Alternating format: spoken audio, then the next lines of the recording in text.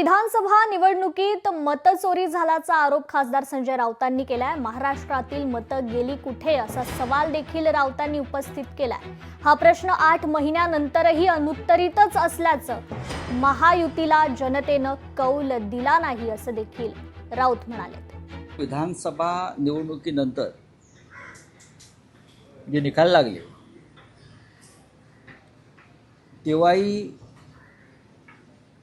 मनसे प्रमुख राज ठाकरे यांनी हा विषय समोर आणला की मतं गेली कुठे, मतं गेली कुठे हा तेव्हाही त्यांनी प्रश्न विचारला, आम्ही विचारला।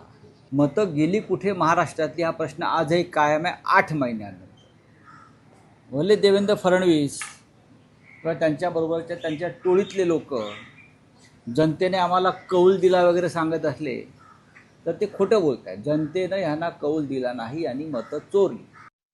फडणवीस साहेबांचा नाही तर महाराष्ट्रातल्या मतदाराचा जनतेचा अपमान आहे। महाराष्ट्रातल्या जनतेला कोण खरेदी करू शकत नाही किंवा महाराष्ट्रातल्या जनतेच्या मताची कोणी चोरी करू शकत नाही। याचा अर्थ आपण मतदारांचा अपमान करतोय। मी तर म्हणेन की महाराष्ट्रातल्या जनतेची मतदारांची असे बेछूट आरोप करणाऱ्यांनी माफी मागितली। लोकशाही मराठी ऐका, पहा, जागरूक रहा।